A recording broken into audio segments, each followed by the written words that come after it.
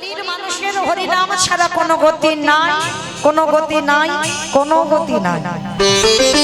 আপনারা প্রশ্ন করবেন মৌমিতা, ও তো সব কীর্তনিয়ারা বলে, বলে যেখানে ভাগবত পাঠে যাব সেখানেও একটা কথা বলে, যেখানে কীর্তন শুনতে যাব সেখানে কীর্তনিয়ারা একটা কথা বলে, বলে হরিনাম করো, হরিনাম শোনো, একাদশী করো, ভগবানের চরণে তুলসী দাও, ও ছাড়া আর কোনো কথা নাই। সবাই বলে না, আর আপনারা আমরা কি করি, ওই কানে শুনি, শুনে আবার এখান থেকে চলে যায়। আর যতক্ষণ এখানে থাকি মা ততক্ষণ মনে থাকে, আর এখান থেকে বেরিয়ে গেলে সব ভুলে যায়।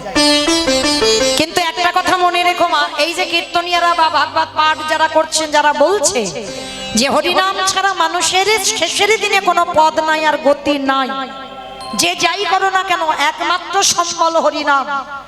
যদি বলেন বাবা এটা আমার কথা না, বাস্তবে মিলিয়ে নেন, কীর্তন শুনলে হবে না বাবা, সবার আগে একটু অনুভবের দরকার। আর অনুভব যদি করতে না পেরেছে, কীর্তন গাওয়া বা শোনা দুটোই বৃথা হয়ে যায়। তাহলে যতজন ভক্তবৃন্দ বসে আছেন, দাঁড়িয়ে আছেন, আমি কীর্তনী আমার সম্প্রদায়, প্রত্যেককে অনুভব করতে হবে এই যে আমাদের শেষের দিনে হরিনাম ছাড়া গতি নাই। এই যে আমরা সবাই বলে যাচ্ছি, সবাই শুনছি, একটু মিলিয়ে দেখেন তো মা, এই কলিযুগে হরিনাম ছাড়া গতি আছে? গতি যদি থাকতো বাবা, যে যত বড় ধনী হোক না কেন, যার যত টাকা থাকুক না কেন, যার যত অর্থ থাকুক না কেন, কেউ যদি সারা জীবনটা দিল্লি বোম্বে কাটিয়ে দেয়, সোনার পালঙ্কে ঘুমায়, কেউ যদি টাকার বিছনা করে ঘুমায়, তবু কিন্তু শেষের দিনে এরা তোমার কেউ আপন নয়। এসেছো একা, তুমি যাবে একা। যেদিন ধরা এসেছিলে তুমি কাউকে সঙ্গে আনো না, আরে যেদিন ধরা থেকে চলে যাবে তুমি কাউকে সঙ্গে নিয়ে যাবে না। তাহলে কিসের জন্য এত আমার আমার করা? ছেলে আমারে, মেয়ে আমারে, জায়গায় আমারে, জমি আমারে, বৈভব আমারে, বিষয় আমারে, বন্ধু আমার, কিন্তু যতই আমার করো না কেন, একেবারে যদি বাঁশি বেজে যায়, পড়ে থাকবে তোমার সরকারি ক্ষমা। এসেছো একা, তুমি যাবে একা। মায়েরা, শেষের দিনে কেউ যাবে তোমার? যতই বলুক না কেন, আমি তোমায় জীবন দিয়ে ভালোবাসি, আমি তোমার প্রাণ দিয়ে ভালোবাসি, আমি তোমার ছাড়া থাকতে পারি না। যত বলুক না কেন এত এত ভালোবাসি। যেমন এসেছো একা, তেমন যাবে একা। এসেছো হাতে করে কিছু আনোনি, আর যেদিনে চলে যাবে সেদিনও তুমি কিছু নিয়ে যাবে না। তবে সাথ দেবে কি? তোমার কর্মফল। তুমি যেমন কর্ম করবে তোমার তেমন সাজা পেতেই হবে। এই যে আমরা মানুষরা না বাবা ভুলভাল সিদ্ধান্ত নিই, অনেকে দোষ চাপাই, অমুকের জন্য আমার জীবনটা বরবাদ হয়ে গেল, অমুকের জন্য আমার জীবনে এত কষ্ট, অমুকের জন্য জীবনে আমার এত দুঃখ। সব ভুল, কোনোটাই ঠিক নয়। মনে রেখো, তোমার সুখ দুঃখ তোমার উপরে, কারণ তোমার কর্মই তোমাকে নিয়ে যাবে সুখের পথে, তোমার কর্মই নিয়ে যাবে তোমার দুঃখের পথে। কতদিন তুমি হরিবাসরে বসেছো, কতদিন তুমি ভাগবত আসরে গেছো, কতদিন একাদশী করেছো, কতদিন গোবিন্দ চরণে নয়ন জলে তুলসী দিয়েছো। এই ভালো ভালো কর্মগুলো তোমার সাথ দেবে। তবে মায়েরা, আর একটি গ্যারান্টি আমি দিতে পারি, আর একজন তোমার সাথ দেবে, সে কে জানো? ওই গ্যারান্টিটা আমি দিচ্ছি। আমার এলাকায় নিয়ম আছে বাবা, সে যত বড় লোক হোক আর যত গরিব হোক, যার বাড়িতে আছে তো খুব ভালো, আর যার বাড়িতে নাই, দুটো জিনিস ভাড়া করতে হবে, একটা হলো খোল আর একটা হলো করতা। আর যখন মরা দেহটা কাঁধে নিয়ে যায় কি বলে? বলো হরি, বলো হরি। কি মাইরা বলে তো আপনাদের এই এলাকায়? বলে তো, মানুষ মরে গেলে বলো হরি হরি বল। কেন বলবো? এই জায়গাটা একটু ভালো করে অনুভব করে দেখেন বাবা। ঠাকুর বিসর্জন করতে যাচ্ছে, বড় বড় ডিজে বক্স বাজছে, বাজছে না? শুধু বাবা ভ্যানে করে এখন যাচ্ছে না, লরিতে করে বাবা বক্স বেঁধে ডিজে বাজাতে বাজাতে যাচ্ছে। কি মা যাচ্ছে তো? তাহলে যেদিন আমাদের দেহটা বিসর্জন হবে, সেদিন কি একটা ডিজে বক্স বাজাতে বাজাতে গেলে হতো না? নিশ্চয়ই হতো, তাহলে হচ্ছে না কেন? এই জায়গায় চৈতন্য মহাপ্রভু শিক্ষা দিলেন, ওরে কলির জ্ঞানন্ধ জীব, পিছনের দিকে তাকিয়ে দেখ, যেমন এসেছিস একা যাচ্ছিস একা, আর সাধ দিচ্ছে কে? এই হরি নামে যাবে, কেউ সাথে যাচ্ছে না। আমারে পচা দেখো দেহ যাবে,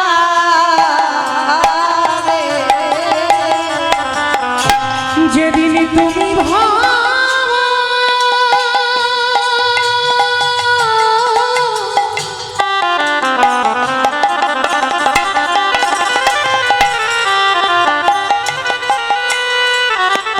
যেদিন তুমি ভাবো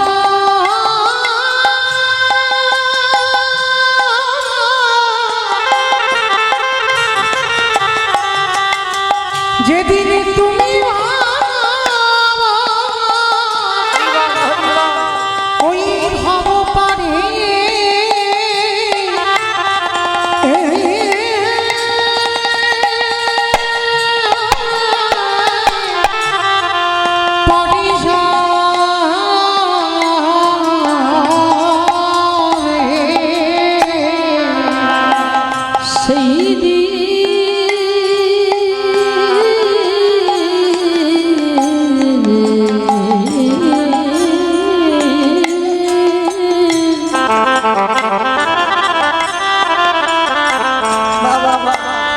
সেই দিনে নাম যাবে,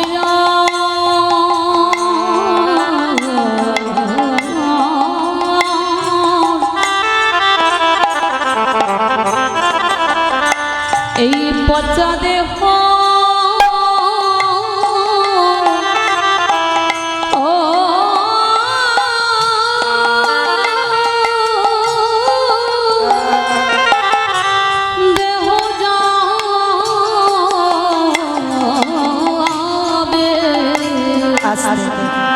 তাহলে মায়েরা ভালো যদি বাঁচতে হয়, পৃথিবীতে অন্য কাউকে নয় গো, ভালো যদি বাঁচতে হয় আমার গোবিন্দ চরণ ভালোবাসো। ওই চরণ যদি ভালোবাসতে পারো তবে মা সময় থাকতে থাকতে ভালোবাসতে হবে। শিশুকালে কৃষ্ণ ভজে কৃষ্ণ পাবার আসে, কৃষ্ণ পাবার আসে,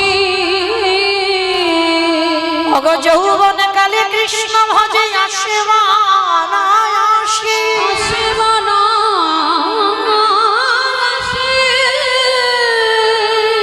আজ বৃদ্ধ কালে কৃষ্ণ ভজে জমের তারাসে। তাহলে মহাজনেরা কি বলছেন? সময় থাকতে ভজন করতে হবে, সকাল সকাল ভজন করবে। যেমন মায়েরা কুড়ি ফুলে কিন্তু সেবা হয় না, সেবা কি হয়? কুড়ি ফুলে তুমি সেবা দিতে পারবে পারবে না, আবার বাসি ফুল ঝড়া ফুলেও তুমি সেবা দিতে পারবে না, সে ফুল গোবিন্দ সেবায় লাগে না। সেবা দিতে গেলে কোন ফুল লাগে? আজকের ফোঁটা ফুল, সদ্য পুষ্পটিত ফোঁটা ফুল। তার মানে দেহতত্ত্বের দিকে একবার তাকিয়ে দেখে, কুড়ি ফুল হলো আমাদের বাল্যকাল, এই বাল্যকালে ভজন হয়, হরি বল, বাল্যকালে ভজন হবে, ভগবানের সেবা দেবে, কিন্তু সে সেবায় মা তৃপ্তি পাবে না, শান্তি পাবে না, কারণ তুমি তো কিছু বুঝছো না, মানে ভালোবাসায় তৃপ্তি হচ্ছে না। আর বাসি ফুল মানে, ঝরা ফুল মানে বার্ধক্য দশা, চুলগুলো পাক ধরছে একটা দুটো করে, দন্ত পড়ে যাচ্ছে, শরীরে চামড়া আলগা হয়ে যাচ্ছে। আমরা সারাদিন একবারও কৃষ্ণ ভজন করতে পারি। মহাজনেরা বলছেন ওই বার্ধক্য দশায় সেবা হয় না। কি গো মায়েরা, পারবেন? এই যে আমরা হিন্দু ধর্মের আমাদের কত উপবাস, বয়স হয়ে গেলে আমরা পারবো? বহু ভক্তরা বাবা জন্মাষ্টমী উৎসব পালন করি আমরা, কিন্তু এই যে আজকের ব্রত কত পালন করে? জন্মাষ্টমী উৎসব বহু ভক্ত আমরা পালন করি, কিন্তু আজকে রাধা অষ্টমী কতজন করেছেন একবার হাতটা তোলেন তো দেখি। কেন এই কটা হাত উঠলো কেন? হ্যাঁ? কি গো, রাধা কৃষ্ণ এরা অন্য কেউ নয়, এ তো আমার গোবিন্দের আল্লাদিনী শক্তি। শুধু জগতে জীবকে প্রেম শেখাবার জন্য দুজনে দুটো অঙ্গ ধারণ করেছে। কেন? একা একা প্রেম হয় না, এক সুখ না। কারণ দেখবেন মা, যখন আপনারা সাজগোজ করবেন, কোনো কোনো সময় দেখবেন আয়নার কাছে দাঁড়াবেন, নিজেকে নিজে ভালো লাগবে, মানে নিজের প্রেমে নিজে পড়ে, মানে এতটাই সুন্দর সাজ হয়েছে। মানে নিজের আয়নায় দেখেছিল আমার গোবিন্দ একদিন, আর দর্শন করে মনে মনে ভাবলো আমি এত সুন্দর, কিন্তু একা একা কি বাবা আনন্দ উপভোগ করা যায়? যায়। তাহলে একটা নারী প্রেম, তার জন্য ভগবান নিজের অঙ্গ থেকে নিজের আল্লাদিনী শক্তি, আল্লাদিনী মানে আনন্দ শক্তি, নিজে আনন্দ উপভোগ করবে বলে আমার রাধারানীকে সৃষ্টি করেছে। রাধারানী কারোর গর্ভে আসেনি, রাধারানী গোবিন্দের আল্লাদিনী শক্তি। এই রাধা কৃষ্ণ কোনো ভেদ নয়। আর যারা বোঝে না বাবা, তারাই জানে না, তারাই এত এত কথা বলে, রাধা কৃষ্ণ প্রেম করে বেড়াচ্ছে। ওরা অন্য কেউ নয়, ওদের একই আত্মা, দুটো অঙ্গ দুটো দেহ ধারণ করেছে। কেন? জগৎকে লীলা শিক্ষা দেওয়ার জন্য। তাহলে আজকের সেই রাধারানী সখীদেরকে বলেছিল, সখীরে কুড়ি ফুলে সেবা হয় না, বাসি ফুলে সেবা হয় না, আমাদের ফোঁটা ফুলে লাগায়। আর ফোঁটা ফুল মানে আমাদের যৌবন। কি গো মাইরা, যখন দেখবেন তোমার শরীরের ক্ষমতা থাকবে, এই যে হাত পা চলবে, তোমার শক্তি আছে, তোমার ক্ষমতা আছে, কাজকর্ম করবা, তখন ভজন সাধন করে যতটা তৃপ্তি পাবে তা অন্য কাল কোনোদিনই হবে না। তাই জন্য রাধারানী বলেছিল, ললিতা রে আমার গোবিন্দ ব্রজ ছেড়ে মথুরায় চলে গেল, আরে যেদিন আমারে বধূ মথুরা থেকে ব্রজে আসবে, সেদিনে যদি আমার দেহে না থাকে, বলে বলে বিধি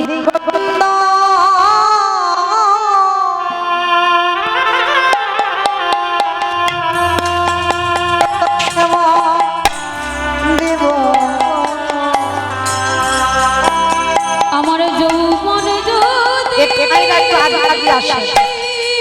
পিছনে সামনে অনেকটা জায়গা আছে, একটু আগে আগে আসে, একটু নেমে আমার যৌবন যদি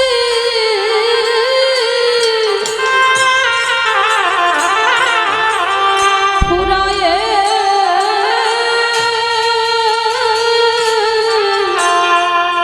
গেল,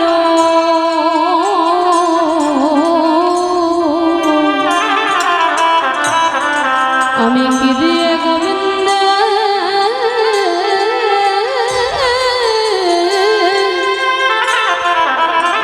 বলে বলে সেবা করিব।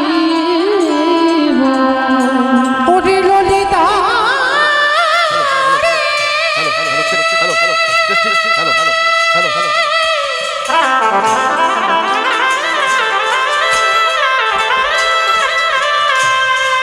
প্রাণ সখী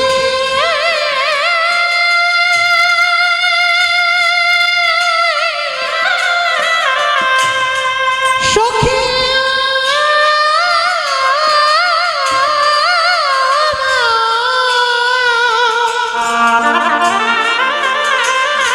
ওরে মনমিলা সখী রে,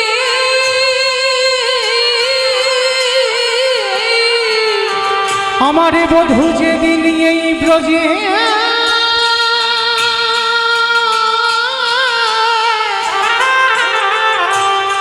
ব্রজে ফিরে ফিরে আসিবে,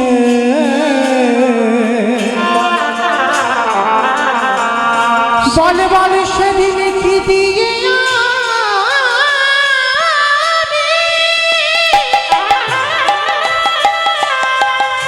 কি দিয়ে আমারে বাঁধা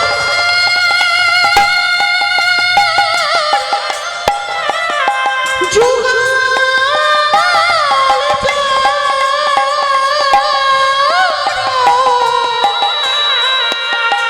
যুগল চরণ সেবা করি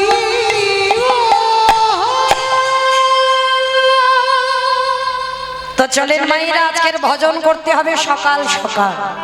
তো যাই হোক, আজকের আমরা পূর্ণ লগ্নে সবাই একত্রিত হয়েছি। সবাই মায়েরা কিছুক্ষণের জন্য চলে যাব শ্রীধাম নদিয়া নবদ্বীপ ধাম। কি মায়েরা সবাই একটু নদিয়ায় যাবেন? তো সবাই যাবেন? তা সবাই যদি যায় তাহলে কীর্তন হবে কাকে নিয়ে? কি গো, কেউ যাব না? সবার দেহগুলো থাকবে এখানে, মনগুলো যাবে সুরধ্বনি গঙ্গার তীর। কেমন? তো চলেন সুরধ্বনি গঙ্গার তীরে গিয়ে দেখবো প্রভু যেদিন আবির্ভূত হয়েছিলেন সেদিনটা সময়টা কেমন ছিল জানো? আজ নদী গা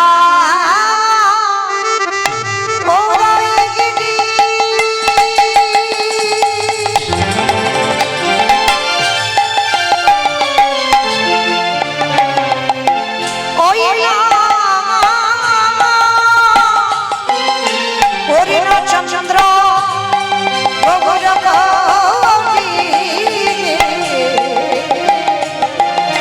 ওই নদীর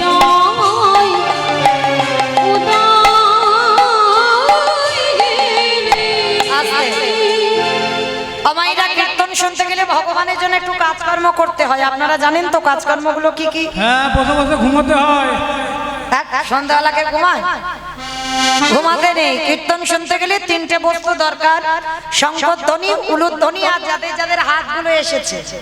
যাদের আসেনি বলবো না, যাদের হাত আছে। কি মায়েরা সবার হাত আছে তো? কই একবার দেখান তো দেখি। নিতাই গৌর প্রেমান হরি বল হরি বল। বাহ! তা যাদের যাদের হাত আছে একটু উলুধ্বনি বা সন্ধ্যাবেলা। আজ নদী গা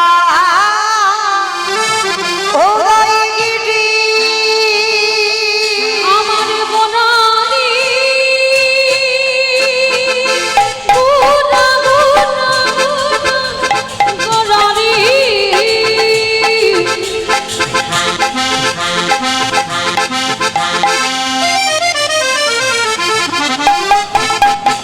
গোদা গোদা গোদা গোদা রে গোদা গোদা রে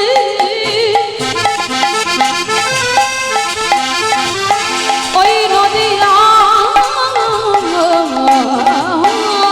চাঁদ গোদা আমার প্রাণের গোদা আজ নদী আই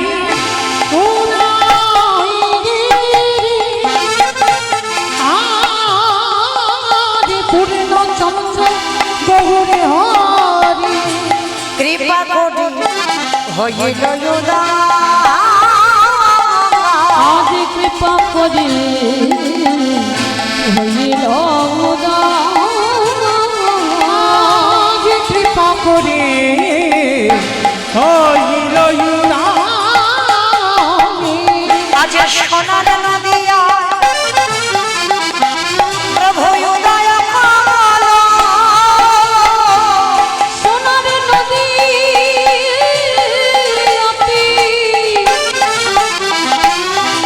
গৌরদাই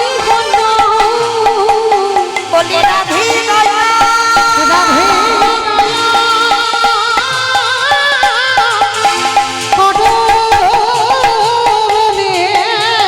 সোনার নদী গৌরদাই ওই না কলির জীব উদ্ধার ওই নদীতে উদয় হলো ওই নদীতে উদয় হলো নদীতে উদয় হলো নদীতে উদয় হলো নদীতে উদয় হলো কৃপা করে হইল উদয়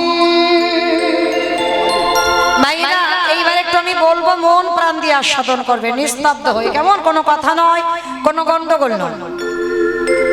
কলিকালে যিনি সত্যতে নারায়ণ, ত্রেতাতে রাম, দাপরে কৃষ্ণ, কলিতে হলো গৌরাঙ্গ।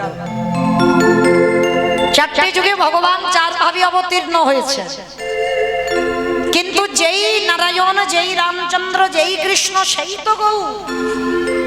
তাহলে আজকের কলিযুগে যে কৃষ্ণ গৌর হয়ে এলো, সাধারণ কোনো ভক্তের ডাকে আসেনি, এসেছিল কার ডাকে? না, শান্তিপুরের মাটিতে বুড়ো অদ্বৈত আচার্য গোসাই। আমাদের এই অদ্বৈত আচার্য গোসাইকে জানো? তোমাদের গ্রামে জানো? কেউ ভেবো না। যাদের বাড়ি পঞ্চতত্ত্ব ছবি আছে, বাবা শ্রীকৃষ্ণ চৈতন্য, প্রভু নিত্যানন্দ, শ্রী অদ্বৈত গদাধর, শ্রীবাস আদি গৌর ভক্তবৃন্দ, এই যে বাবা 5 জনের ছবি আছে, মাঝখানে জেনে নিমাই, আমরা সবাই জানি।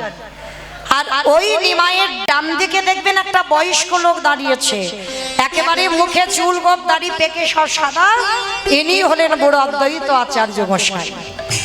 আমার চৈতন্য মহাপ্রভুর থেকে 52 বছরের বড়, 1-2 দিনের বড় নয়। আর যার আকুল আহ মানে 12 বছরে তুলসী বাসিয়ে কৃষ্ণকে গৌর করে এনেছে। তাহলে এইবার আমাদের জানার বিষয়, পৃথিবীতে ভক্তের অভাব নাই মা, লাখ লাখ ভক্ত আছে, হাজার হাজার ভক্ত আছে, কোটি কোটি ভক্ত আছে। তাহলে এত ভক্ত থাকা সত্ত্বেও একেবারে শান্তিপুরের বুড়ো মালির ডাকে কেন এলো কৃষ্ণ গৌর হয়ে? এটাই আজকের আমাদের প্রথম জানতে হবে, কিসের জন্য এলো ওই শান্তিপুরের বুড়ো মালিটার ডাকে। তাহলে বাবা ওই বুড়ো মানুষটার শরীরে কতটা পাওয়ার ছিল, কতটা ক্ষমতা ছিল, যার জন্য কৃষ্ণকে গৌর করে আনলো। সেই সুখবিলাস পরিত্যাগ করে, রাজ সিংহাসন পরিত্যাগ করে, রাজ ঐশ্বর্য পরিত্যাগ করে কলিকালের মাটিতে গৌর হয়েছে। কারণ ওই মানুষটা সাধারণ কোনো মানুষ নয় মা, ওই মানুষটা ছিল যার একটা নাম হচ্ছে মৃত্যুঞ্জয়। আচ্ছা বলো তো বাবা, মৃত্যুঞ্জয় কোন ঠাকুরকে বলে? শিব ঠাকুরকে। বাহ, শিব ঠাকুরের নাম হচ্ছে মৃত্যুঞ্জয়। কেন মৃত্যুঞ্জয় বলা হলো? না, ওই একজনই দেবতা বাবা মৃত্যুকে জয় করেছিল। সত্যযুগে মরণ হলো না, ত্রেতা যুগে মরণ হলো না, দাপরিতে মরণ হলো না, কলিযুগের মাটিতে সেই ভোলানাথ অদ্বৈত আচার্য গোসাই হলো। তাহলে আমাদের জানার বিষয় যে আজকের যে ভোলানাথ 3 যুগে শিব হলো, কলিকালে কেন শিব হচ্ছে না? এই কেনর কথা জানতে গেলে বাবা আমাদের সবাইকে যেতে হবে মহাভারতে যুধিষ্ঠির রাজস্বয় যজ্ঞে। এই মহাভারতে যুধিষ্ঠির মহারাজ করেছিল রাজস্বয় যজ্ঞ মা। যারা এখানে তত্ত্ব জ্ঞানী, যারা শাস্ত্র জ্ঞানী, যারা গ্রন্থ পাঠ করেন তারা জানেন এই রাজস্বয় যজ্ঞ করতে বাবা বহু মানুষের প্রয়োজন। কারণ যজ্ঞ অনুষ্ঠান একা একার দ্বারা অসম্ভব। যেমন আমার এই কমিটি দাদা ভাইরা এই যে রাধা অষ্টমী কীর্তনটা করাচ্ছেন, একা একার দ্বারা কি হচ্ছে? আপনারা প্রশ্ন করবেন মৌমিতা কেন ব্যক্তিগত কীর্তন তো হয়, একাই অনুষ্ঠান করে? বলে শোনো ভাই, অর্থ হয়তো একজন দেয়, কিন্তু শ্রম অনেককে দিতে হয়। যেমন এই অনুষ্ঠান করতে গিয়ে কত দাদা ভাই, কত ভাইদের, কত বাবাদের শ্রম দিতে হয়। তো মহাভারতে যুধিষ্ঠির মহারাজ রাজস্বয় যজ্ঞ করলো, আর সেই যজ্ঞে ভগবান কৃষ্ণ বর্তমান থেকে সবাইকে দায়িত্ব বুঝিয়ে দিল, সবাইকে একটা একটা করে কাজ বোঝাচ্ছে। আর যুধিষ্ঠির মহারাজ ডাক দিল, কৃষ্ণ কৃষ্ণ, তুমি তো সবাইকে দায়িত্ব দিচ্ছ, ও কৃষ্ণ তুমি নিজে কোনো দায়িত্ব নেবে না, নিজে কোনো কর্ম করবে না? ভগবান আমার একটু মুচকি হেসেছে, হেসে বলল, জানো যুধিষ্ঠির দাদা, আমি তো সবাইকে একটা করে কাজ দিয়েছি, আর আমি আমার জন্য আলাদা করে 2টো কর্ম ফেলে রেখেছি। সে কি?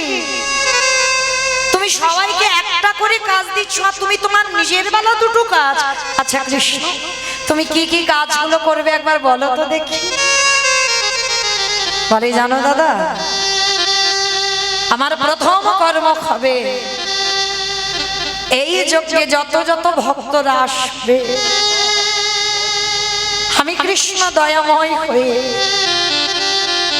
সবার প্রথমে আমি নিজের হাতে তাদের চরণ যুগলাগে ধৌত করে চমকে উঠেছি। অসম্ভব কৃষ্ণ, এটা তুই কি বলছিস? কে কোন জাতের মানুষ আসবে জাতের ঠিক নেই, আর তুই সবার পা ধোবাবি?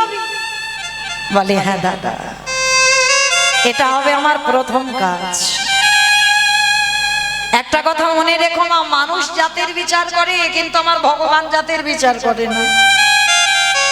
কে হিন্দু, কে মুসলমান, পশু পাখি, কীট পতঙ্গ, দানব মানব, সবাইকে আমার ভগবান প্রেম দিয়েছে। আর প্রেম যদি না দিত নবদ্বীপের মাটিতে মলয় চাঁদ কাজীকে উদ্ধার করতো না। যে জায়গাটা কাজী সাহেবের সম্পত্তি সেটা এখন হয়ে গেছে বাবা মায়াপুর। ওটা ছিল মিয়াপুর, মানে মুসলমানের নাম অনুসারে মিয়াপুর ছিল, সেটা আমরা হিন্দুরা করে দিলাম বাবা মায়াপুর। তাহলে সেই কাজী সাহেবকে উদ্ধার করেছে। আপনারা যারা যাবেন মায়াপুর দেখবেন, ওই মায়াপুরের আগের স্টপেজে পড়ে না বামন পুকুর, ওই বামন পুকুরে আছে আজও সেই কাজী সাহেবের সমাধি। ওই মুসলমান, বিধর্মী মুসলমান কাজী কি করেছিল? হিন্দুদের হরিনামে বাধা দিত। যেখানে যেখানে হরিনাম হবে, যেখানে যেখানে কৃষ্ণ নাম হবে, খোল করতাল গিয়ে ভেঙে গুড়িয়ে দিত। করতালগুলো নিয়ে সুরধ্বনি গঙ্গায় ভাসিয়ে দিত, খোলগুলো লাঠি দিয়ে ভেঙে দিত। সবাই কি আমার নিমাইয়ের কাছে নালিশ জানালো। আর আমার ভগবান তো কোনোদিন রেগে যায় না, সবাইকে বোঝালো তোমরা শান্ত হও, আমি দেখছি কি করা যায়। পরের দিন কাজী সাহেব ঘুমিয়ে আছে বাবা, আর ভগবান কি করেছিল জানো? দেহটা মানুষ আর মুখটা পশু। বলো তো কোন ঠাকুর? দেহটা মানুষ আর মুখটা পশু। গণেশ ঠাকুর। বলে গণেশ ঠাকুর, মন্দ বলেনি, মানে ভেবেই বলেছে। কিন্তু আমি যেটা বলছি বাবা, এটা নৃসিংহদেব। দেহটা মানুষ আর মুখটা পশুর মতো। তো এসে কাজী সাহেবের গলাটা টেপে ধরে বলে উঠলেন, শোনো কাজী, তুমি যখন ওই হিন্দুদের হরি নামে বাধা দিয়েছ, হিন্দুদের কৃষ্ণ নামে যখন বাধা দিয়েছ, আজকে থেকে আমি তোমাকে সময় দিলাম 1 মাস। 1 মাসের মধ্যে আমি নিজের হাতে তোমার এই রকম দিনে তোমার প্রাণ নিতে আসবো। আর যখনই স্বপ্নটা দেখেছে বাবা, ভোরের বেলা কাজী সাহেব উঠে ছুটেছে নিমাইয়ের কাছে। আছাড় খেয়ে বলল নিমাইয়ের চরণে, নিমাই, আমি বড় ভুল করেছি বাবা, আমি বড় অপরাধ করেছি, আমায় ক্ষমা করে দে। যেই না চরণে লুটিয়ে ভগবান তো মুসলমান বলে পা দিয়ে ঠেলে দেয়, কোলে করে হৃদয়ে জড়িয়ে ধরেছে কাজী।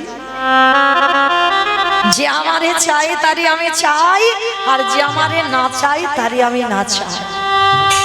আমার জন্য কেউ যদি এতটুকু ভাবে, আমি তার জন্য বিশাল কিছু পারি। যদি একটু জলে ডুব দেয়, আমি ভগবান তার জন্য সম্পূর্ণ জলে ডুবে বসে থাকি। তবে আমার চরণে আত্মসমর্পণটা করতে হবে। আর কাজী সাহেব সমর্পণ করলো বলে বিধর্মী মুসলমানেরা কি করেছিল জানো? কাজী সাহেবকে এক ঘরে করে দিয়েছিল।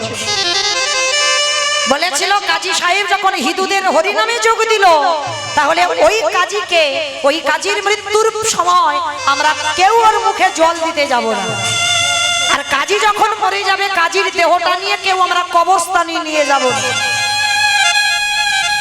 ছুটে গেল আমার নিমাইয়ের চরণে, নিমাই, তোর হরিনাম ভালোবাসলাম বলে আমার মুসলমান সমাজ ক্ষিপ্ত হয়ে উঠলো, আমাকে এক ঘরে করে দিয়েছে।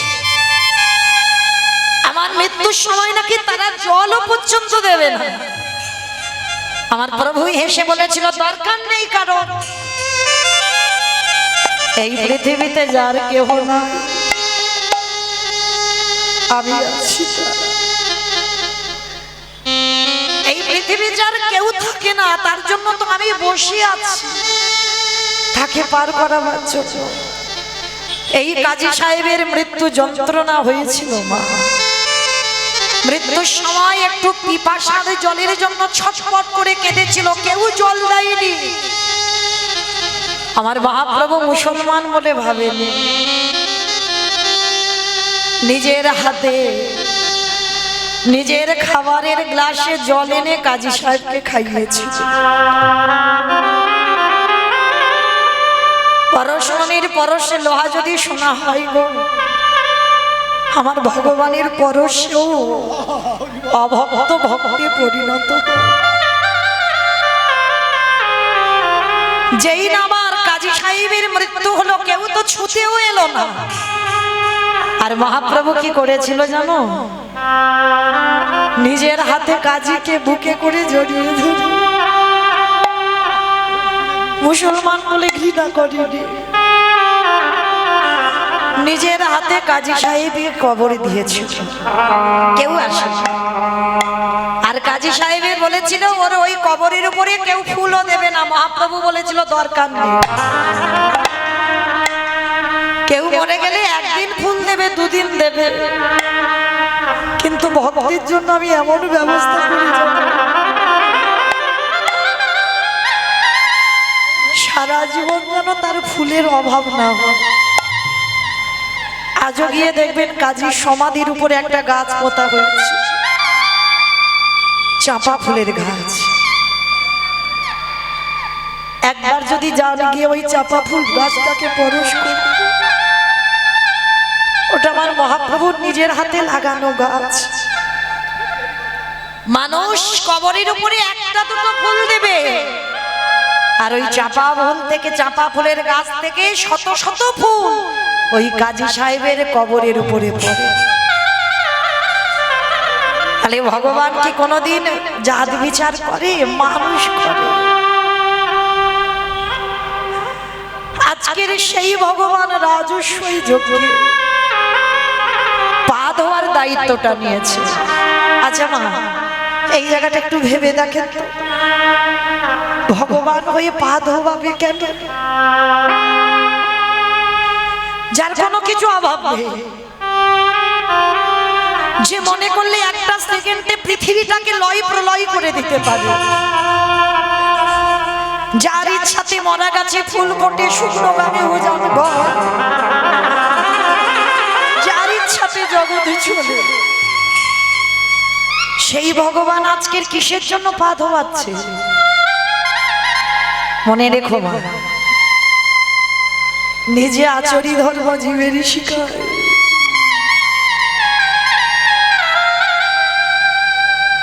নিজে না করলে ধর্ম জীবকে শিখানো যায়।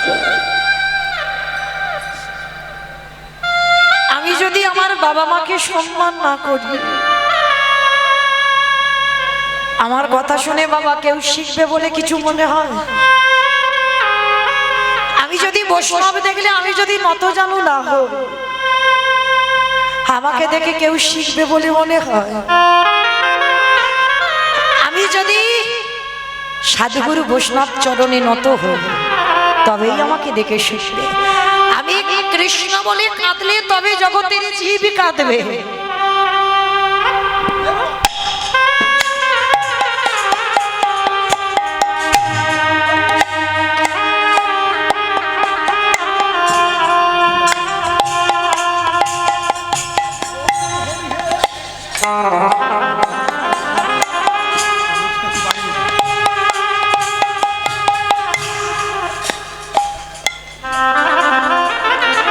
যারা শিক্ষা জায়গায় দাঁড়ায় বাবা, তাদের হৃদয়ে যদি প্রেম না থাকে, তাদের হৃদয়ে যদি ভক্তি না থাকে, তাহলে তাদেরকে দেখে শিক্ষা হবে বলে মনে হয়?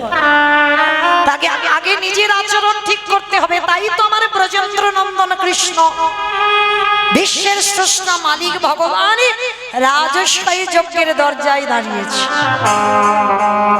যারা যারা আসছে ছোট বড় বিচার করছে না, সবার পা ধোয়াচ্ছে। কেন? আপনাদের আমাদের শিক্ষা দিবে। ওরে কলিরিজি, তোদের ঘরেও যদি গুরুজনেরা আসে, সবার প্রথমে পা ধোবার ব্যবস্থাটা করিস। কি মায়েরা করেন আপনারা? বাড়িতে যখন গুরুজন আসে সবার প্রথমে পা ধোমান। সে বালাই উঠে গেছে মা, আগেকার দিনে ছিল গো নিয়মগুলো। তবু যদি এই হতভাগিনীর কথা কারণ মনে থাকে, চেষ্টা করবে বাড়িতে যদি সাধুগুরু বৈষ্ণব আসে, বাড়িতে যদি বছর অন্তর গুরুদেব আসে, সবার আগে আমাদের মনুষ্য জীবনে কর্তব্য নিজের হাতে তাদের চরণ যুগল আগে ধৌত করে দেওয়া। আর সাধুগুরু বৈষ্ণব যদি নাও পান, যে যার ঘরের বাবা মা তো আছে, যে যার ঘরের শ্বশুর শাশুড়ি তো আছে, চরণ ধরে বলে যাই। মা, আমি রোজ রোজ বলছি না, চেষ্টা করব ওই মূল্যবান দুটো চরণ যদি হারিয়ে যায় না, আর কোনোদিন পাবে না। ওই জন্য যাদের আছে একটু আঁকলে রেখে দিও। এই মূল্যবান চরণ কেন বললাম? আমি বলছি না, ভগবান কৃষ্ণ ভাগবতে বলছি। সুদামাকে বলেছিল না, সুদামা সবার আগে বড় গুরু হলো যে যার ঘরের বাবা মা, তারপরে গুরু হলো শিক্ষা গুরু, দীক্ষা গুরু, তারপরে গুরু হলাম আমি ভগবান। কই ভগবান তো কোনোদিন বলেনি সবার আগে আমি বড় গুরু। যে বড় হয় সে কোনোদিন বলে না আমি বড়। লোকে যদি তোমায় বড় বলে, সম্মান করে, তবে।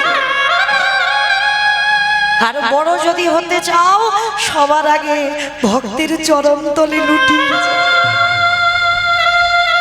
আর এই পৃথিবীতে যারা ভক্ত চরণ তলে লুটাতে পেরেছে, সেই তো জগতে বড়।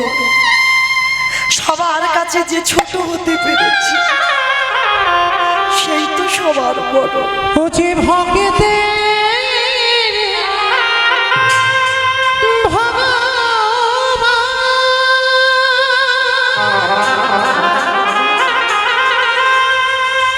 ভক্ত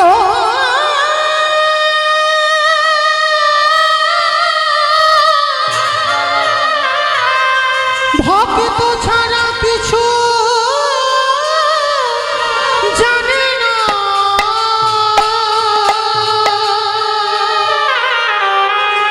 তাই তো যুগে যুগে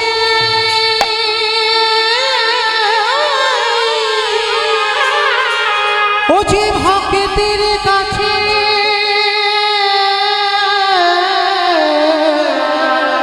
কাছে ছুটে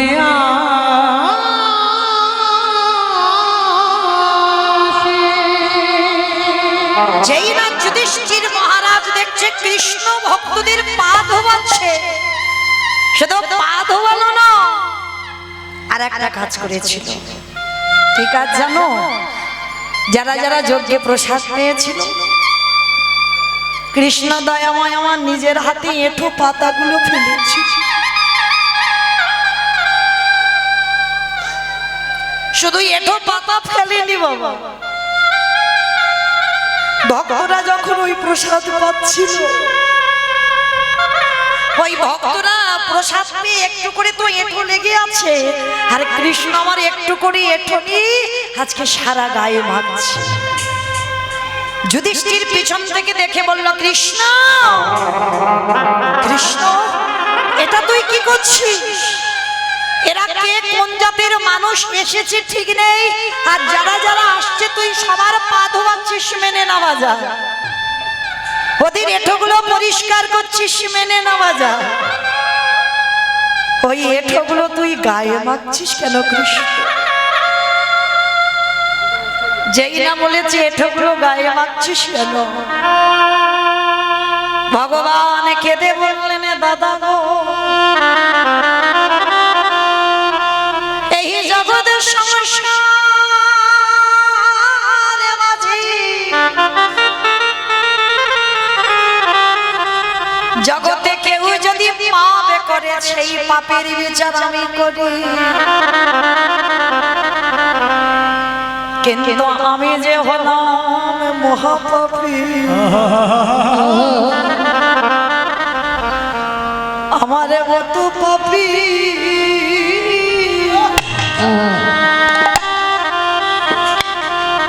জগতে কেউ আমি যে সকলে জীবে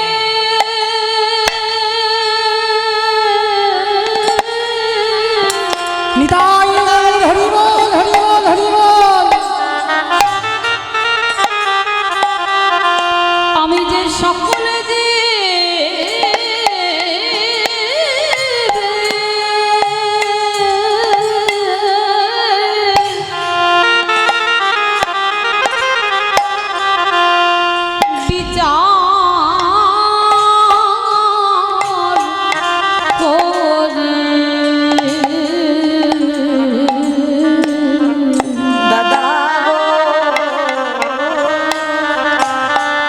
জগতে আমার মতো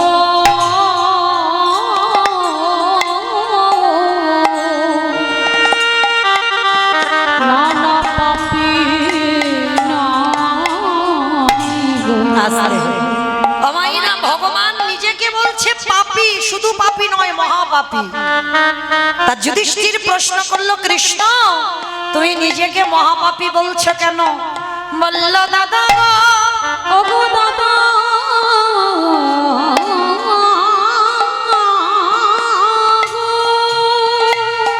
এই জগতের সংসার মাঝে, এই জগতের সংসার মাঝে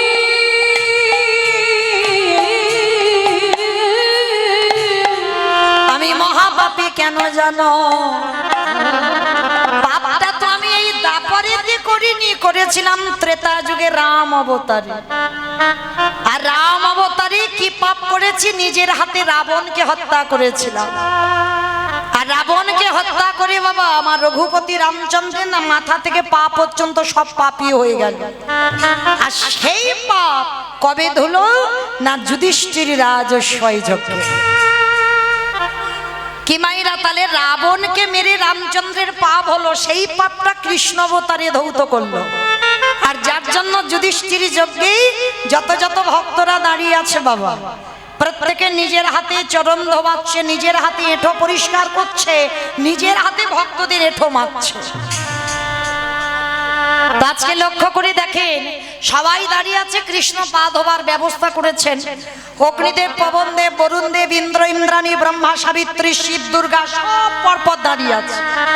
আর প্রত্যেকের পা ধোয়াই কৃষ্ণ যজ্ঞের ভিতরে ঢুকিয়ে নেয়। এমন সময় জগজ্জননী মা দুর্গা বাবা ভোলানাথকে ডাকছে, প্রাণনাথ, ও প্রাণনাথ, এদিকে এসো, এদিকে এসো। এবার তো কৃষ্ণ আমাদের পা ধোয়াবে, চলো পা দুটো ধুইয়ে নিয়ে। কথাটা শুনে আমার ভগবান একটু মুচকি হেসে বলছে, ভোলানাথ হেসে বলছে, পার্বতী তোমার কি মাথা খারাপ? কৃষ্ণ পা ধোয়াবি আর আমার পা দুটো বাড়িয়ে দেব? শোনো, তোমার যদি এত ধোয়াবার ইচ্ছে হয় তো তুমি লাইনে দাঁড়াও, কিন্তু আমার পা কৃষ্ণ কোনো মতেই আমায় ধোয়াতে পারবে না। আর এই কথা বলে ভোলানাথ লাইন থেকে বেলাইনে চলে গেছে। আর আড়ালে গিয়ে বাবা কৃষ্ণ তো নিচু হয়ে পা ধোয়াচ্ছে, আর আড়ালে গিয়ে ভোলানাথ কি করেছে জানো? যিনি ত্রিলোকের বড় বৈষ্ণব, কোনো সাজা টাজা নয়, সেই বৈষ্ণব আমার কৃষ্ণের চোখে ধুলো দেবে বলে আড়ালে গিয়ে বাবা দুম করে একটা কুকুর হয়ে।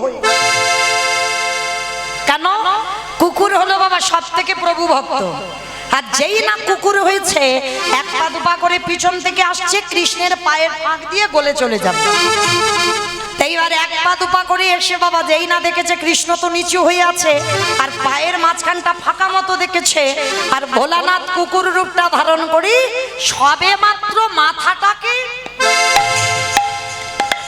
আর যেই না মাথাটা দেবা হাঁটু নিয়ে কৃষ্ণ কুকুরের কানের কাছে চেপে এইবার দেখ কেমন লাগে। আর যেই না কানের কাছে চেপে দিয়েছে মা, কুকুর আর কিছু করতে পারবে? শুধু ঘ্যাউ ঘ্যাউ করছে, ছটফট করছে আর বারবার বলছে কৃষ্ণ ছেড়ে দে, কৃষ্ণ ছেড়ে দে, কৃষ্ণ ছেড়ে। বলে ছাড়বো বলে ধরি না। হে বৈষ্ণব গোসাই, হে বৈষ্ণব গোসাই,